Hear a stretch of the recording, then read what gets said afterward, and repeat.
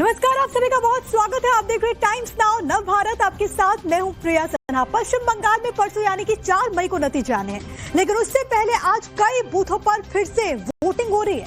2 सीटों पर हो रही वोटिंग को लेकर सुरक्षा और कड़ी कर दी गई है। कड़ी निगरानी में मतदान चल रहा है। डायमंड हार्बर के 4 और मगरहाट पश्चिम के 11 बूथों पर इस वक्त दोबारा मतदान जारी है, यानी कि कुल 15 बूथ जिस पर फिर से वोटिंग हो रही है। लोगों की लंबी लंबी कतारें, ये तस्वीरें आपकी टीवी स्क्रीन पर है। आज भी लोगों में गजब का उत्साह है। चुनाव आयोग ने इन बूथों पर ईवीएम से छेड़खानी और झड़प की शिकायत के बाद फिर से वोटिंग कराने का फैसला लिया था। सभी बूथ दक्षिण 24 परगना जिले में आते हैं। राज्य की सभी 294 सीटों पर रिकॉर्ड वोटिंग हुई है। 92.84% मतदान हुआ है, जो कि पश्चिम बंगाल के इतिहास में पहली बार है। 23 अप्रैल को फर्स्ट फेज के आपको मालूम है कि 152 सीटों पर 93.19% मतदान हुआ था।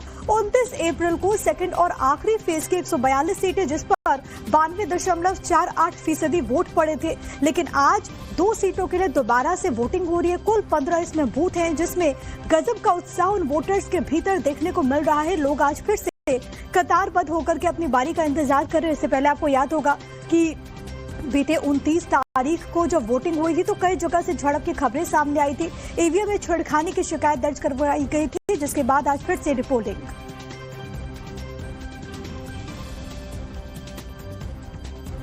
और इसी बीच एक और बड़ी खबर आपको बता दें, पश्चिम बंगाल में पुनर्मतदान को लेकर के बड़ी खबर है। 15 बूथों पर सुबह 7 बजे से ही वोटिंग चल रही है। मगरहाट पश्चिम के 11 बूथ इसमें शामिल, जिसमें दोबारा से वोटिंग चल रही है। डायमंड हार्बर के 4 बूथों पर इस वक्त पुनर्मतदान हो रहा है। गड़बड़ी की शिकायत के बाद यहां पर रद्द हुए थे चुनाव। 29 अप्रैल को अंतिम चरण में इन 15 बूथों पर वोटिंग हुई थी और इस दौरान झड़प की खबरें भी सामने आई और इसके बाद आज फिर से रिपोर्टिंग। पहले बार क्या हुआ हम लोग को तो याद नहीं था। अच्छा वोट हुआ था हम लोग को पता, पर बेला 12 बज गया तो उसको बोला है आप लोग को वोट पूरा इधर का पूरा कैंसिल हो गया। इस बार व्यवस्था अच्छी है। इस बार अच्छे है तो वोट तो हम लोग को इधर कोई झमेला नहीं। हर साल तो कोई झमेला नहीं हो रहा है। ये साल में देखा है। पहले व्यवस्था कैसी देख रहे हैं? अच्छा देख रहे हैं, ठीक है। कितने बजे आज जगह थे सुबह वोट डालने के लिए? हम सुबह 5 बजे लोग आ रहे हैं। लोग हाँ, पूरा आदमी आ गया। वो बोला है जो हम लोग को मशीन खराब हो गया वो पहले बार, इसलिए ये बार बोला है जो फिर दूसरा बार वोट होगा। क्या क्या काम गांव में होने चाहिए? हाँ, गांव में तो हम लोग का अच्छा काम है। वो रास्ता घाट और विद्युत के लिए पानी से हमको जाना है, वो व्यवस्था अच्छा है हम लोग के इधर। बंगाल का कोई प्रॉब्लम नहीं है। आज कितने बजे उठी? आज 6 बजे। पहले भी हुआ था? पहले लगा था कि दोबारा करना पड़ेगा वोट? ना, এটা ভাবতে পারছিলাম না। पहले भी ठीक था। अब इस बार कैसी व्यवस्था देख रही है? अच्छा, सिक्योरिटी है, सुरक्षा है? सुरक्षा আমাদের কোনো ভয়ের কারণ নেই, কিছু নেই, कोई भय नहीं না। जो कि व्यवस्थाओं से काफी खुश है। अलग अलग जगहों से हमारे साथ हमारे सहयोगी इस वक्त कनेक्टेड है। रविकांत राय कोलकाता, गौरव श्रीवास्तव दिल्ली, इसके अलावा शिवम शर्मा मगरहाट पश्चिम से इस वक्त हमारे साथ कनेक्टेड है। सबसे पहले शिवम, आप ही के पास आते हुए और आपके पीछे नजर आ रहा है कि लोगों की लंबी लंबी कतारें हैं। रिपोलिंग के बावजूद इस तरीके का जबरदस्त उत्साह पश्चिम बंगाल में इस सीट से क्या बताता है?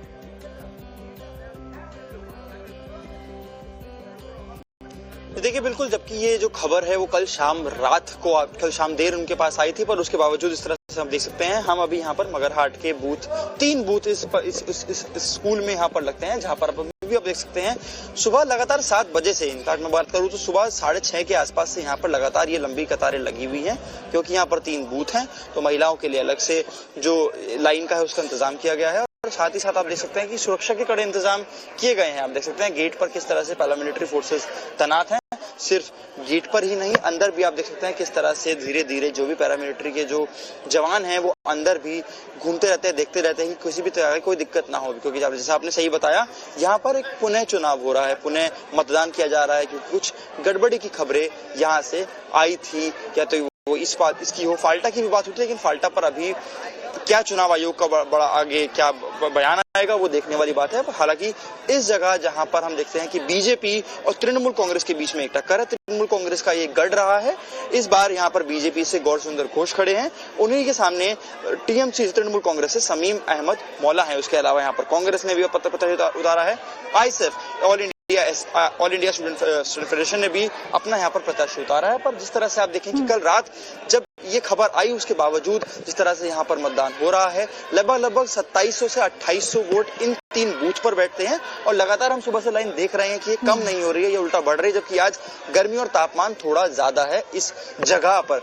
और उसके बावजूद जिस तरह से यहाँ पर BLOs हैं, जब रिएक्शन ले लीजिए, फिर बाकी सहयोगियों के पास जाऊंगी। जी देखिए, बिल्कुल हम कुछ वोटर्स यहाँ पे आज बात करना चाहेंगे जो यहाँ पर मौजूद हैं। लंबी लंबी लाइन लगी हुई है। सर, आप लोग वोट करने आए हैं, दोबारा वोट हुआ है, कुछ तकलीफ कोई दिक्कत आप लोगों को हो रही है? नहीं सर, नहीं है, कोई दिक्कत नहीं है अभी तो नहीं है दिक्कत, लेकिन दोबारा वोट करने का कोई परेशानी हो रहा है। परेशानी लोग? हाँ, परेशानी जरूर परेशानी हो रहा है। तो क्या बताया गया है? ये आराम से तो वोट हो चुका है, लेकिन फिर दूसरी मर्तबा वोट करने से ये कोई वजह है, लेकिन ये परेशानी की वजह है। परेशानी की वजह? हाँ। पर आप लोग फिर भी आए हैं वोट करने के लिए? आए हैं, काम में चले गए हैं, फिर वो काम का वो तो जो काम करने के लिए हम लोग आए हैं, उनका तो मजदूरी तो बातिल हो चुका है ना। आपके लिए क्या मुद्दे होते हैं चुनाव के? आप अगर वोट डालते हैं तो किन चीजों को देखकर, चाहे वो नौकरी हो, चाहे वो व्यवस्था हो, किन चीजों को देखकर आप वोट डालते हैं?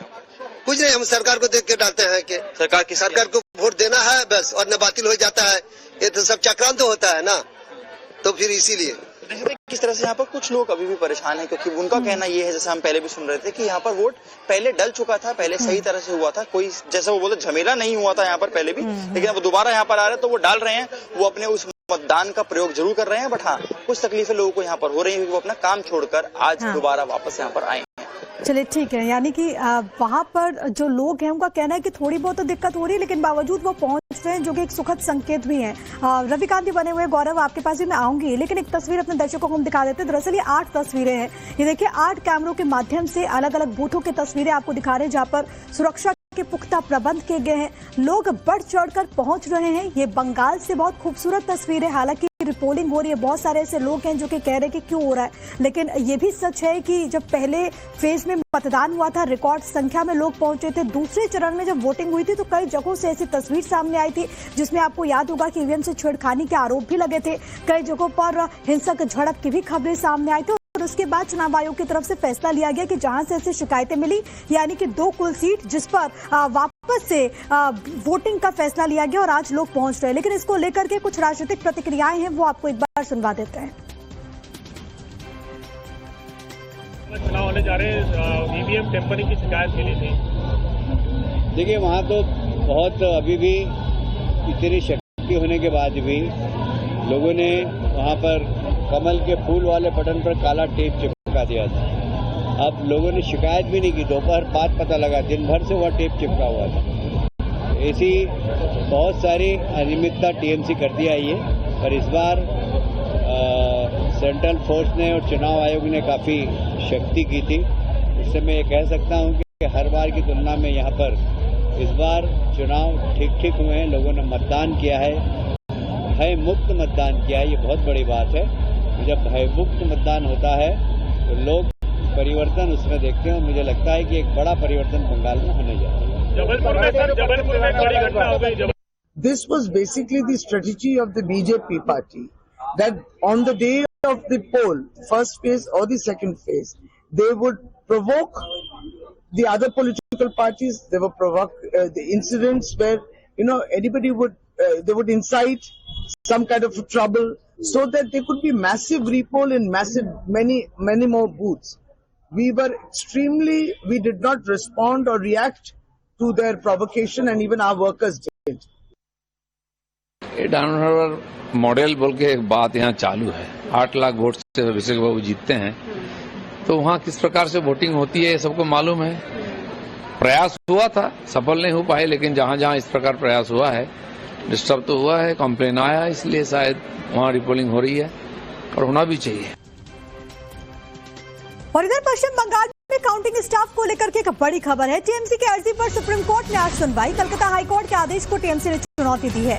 हाईकोर्ट ने काउंटिंग स्टाफ पर दखल देने से इनकार कर दिया था। तो ये बड़ी खबर है। पश्चिम बंगाल में 4 मई को होने वाली मतगणना से पहले कानूनी घमासान छिड़ गया है। हर काउंटिंग टेबल पर कम से कम 1 केंद्रीय कर्मचारी तैनात करने के फैसले के खिलाफ टीएमसी अब सुप्रीम कोर्ट पहुंच गई है। कलकत्ता हाईकोर्ट से राहत नहीं मिलने के बाद टीएमसी ने सुप्रीम कोर्ट का दरवाजा खटखटाया। कलकत्ता हाई कोर्ट ने टीएमसी की अर्जी ये कहते हुए खारिज कर दी कि कानून के अनुसार चुनाव आयोग को अधिकार है कि वो राज्य या फिर केंद्र सरकार के कर्मचारियों या पीएसयू कर्मचारियों को काउंटिंग ड्यूटी में लगाए, जिसमें कोर्ट को कोई अवैधता नहीं दिखती।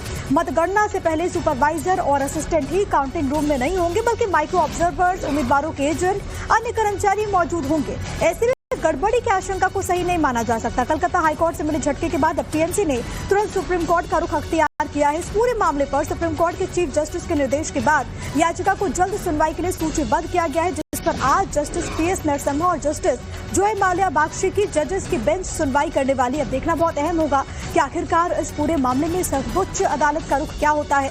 मतगणना से जुड़ा होने की वजह से इसे प्राथमिकता के आधार पर सुना जाना है। चुनाव आयोग की ओर से कहा गया कि प्रक्रिया केवल पश्चिम बंगाल में नहीं अपनाई गई, बल्कि पहले भी कई राज्यों में ऐसा होता आया है। हालात के मुताबिक ही फैसले होते हैं, लेकिन टीएमसी ने इसे सियासी मुद्दा बना दिया है। पार्टी की पूरी कोशिश है कि मतगणना से पहले इस मुद्दे पर कोई ठोस फैसला आए, लेकिन अब देखना होगा कि सर्वोच्च अदालत इस पूरे मामले में क्या फैसला सुनाती है। New order, this is a pre existing order and again this has been circulated. We have taken cognizance of the order. The counting agents will be there in place. And what There's about the nothing more recall to add.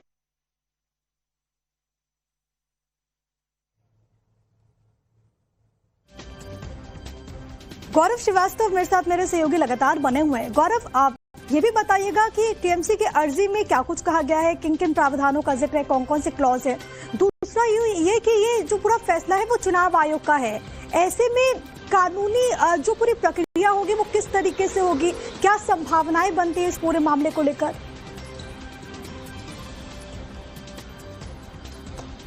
देखिए, बिल्कुल supreme court जो है वो उस special leave petition पर सुनवाई करेगी जो कि कलकत्ता हाईकोर्ट के आदेश के खिलाफ जो है वो टीएमसी ने दाखिल की है। लेकिन यहाँ पर जो बहुत महत्वपूर्ण बातें टीएमसी की तरफ से कानूनी मुद्दे उठाए गए हैं उन्हें हम आसान भाषा में समझ लेते हैं। दरअसल 13 अप्रैल को जो है वो जो मुख्य चुनाव अधिकारी होते हैं सीईओ, उनके नीचे के एक अधिकारी है, उनकी तरफ से एक कम्युनिकेशन जारी हुआ और ये सभी जिला निर्वाचन अधिकारी को पश्चिम बंगाल में गया और यह कहा गया कि जो काउंटिंग टेबल होगा वहां पर कम से कम जो है एक पीएसयू का कर्मचारी जो है वो काउंटिंग सुपरवाइजर या असिस्टेंट काउंटिंग सुपरवाइजर के तौर पर रहेगा। जब ये बात टीएमसी को पता लगी तो वो कलकत्ता हाई कोर्ट गए और कलकत्ता हाई कोर्ट ने कहा कि अभी हम इस स्तर पर इस पूरे मामले में जो है वो हस्तक्षेप नहीं करेंगे। लेकिन टीएमसी ने क्या कहा? टीएमसी ने यह कहा कि केंद्र में बीजेपी की सरकार है और बीजेपी के अंदर आने वाले ये कर्मचारी जो कि केंद्रीय कर्मचारी हैं उनकी संख्या असमान रूप से बढ़ा देने से चुनाव जो है वो संतुलित नहीं रह जाएगा और ये बहुत ही निर्णायक मौका होता है। काउंटिंग के बाद नतीजे तय हो जाते हैं, ऐसे में असमान तरीके से केंद्रीय कर्मचारियों की संख्या बढ़ाई गई है, जबकि पहले से ही केंद्रीय कर्मचारी जो है वो माइक्रो ऑब्जर्वर्स के तौर पर वहां पर लगे हुए हैं। ऐसे में राज्य कर्मचारियों को तो शामिल नहीं किया गया, लेकिन केंद्रीय कर्मचारियों की संख्या जरूर सुनिश्चित की गई है जो कि दुर्भावनापूर्ण है और ऐसे में इस आदेश को रोक लगाना चाहिए सुप्रीम कोर्ट की। एक चीज और कही गई है कि इस मामले में जो फैसला है वो पीपुल्स ऑफ रिप्रेजेंटेशन एक्ट और संविधान के तहत मुख्य चुनाव आयुक्त जो हैं सीईसी उनको लेने का फैसला है, यानी कि केंद्रीय चुनाव आयोग को। लेकिन ये फैसला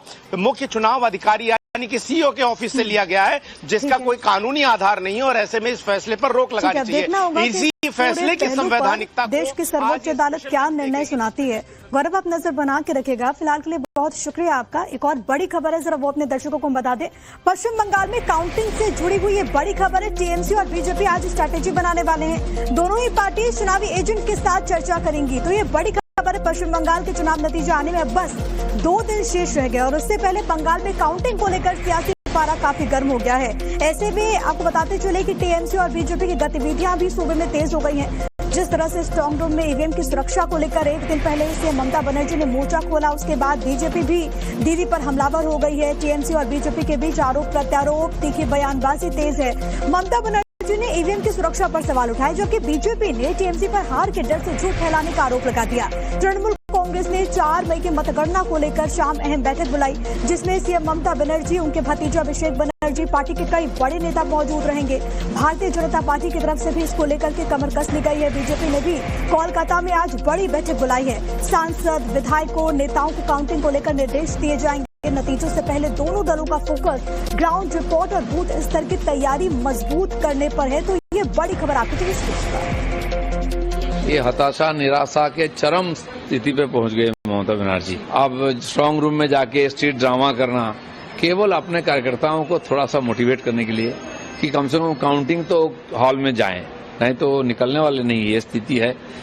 और एग्जिट पोल और लोगों का जो वोटिंग करने का ट्रेंड रहा ना, उससे साफ पता चल गया कि उनका जानने का समय आ गया।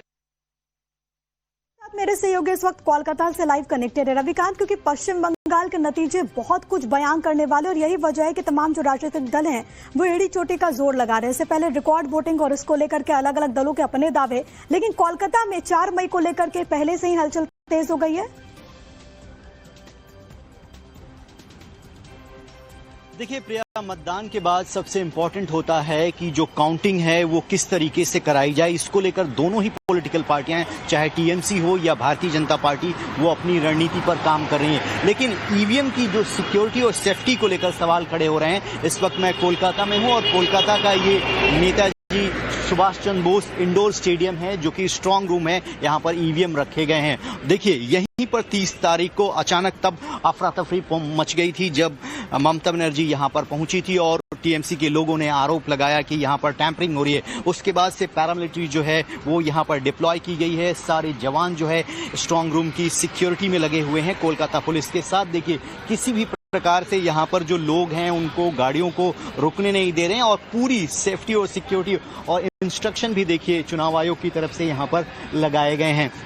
तो ईवीएम की जो सिक्योरिटी को लेकर सवाल खड़े किए जा रहे हैं, उसकी सुनिश्चितता को बनाए रखने के लिए पैरामिलिट्री के जवान, चुनाव आयोग लगातार काम कर रहे हैं। इन सब के बीच में जहां पर रीपोलिंग हो रही है वहां पर भी किसी भी प्रकार की कोई हिंसा की खबर अभी तक नहीं है। और 4 तारीख को जब मतगणना होगी उस दौरान नतीजे क्या आएंगे, इसको लेकर पूरे वेस्ट बंगाल की नजर बनी हुई है। तो सिक्योरिटी और सेफ्टी के मामले में आप तस्वीरों से देख सकते हैं जवान जिन्होंने नजर आता है। रविकांत, आप नजर बना के रखिएगा, आपसे आगे भी अपडेट्स लेंगे, तस्वीरें दर्शकों तक पहुंचाएंगे। फिलहाल के लिए आपका बहुत धन्यवाद तमाम बातचीत के लिए।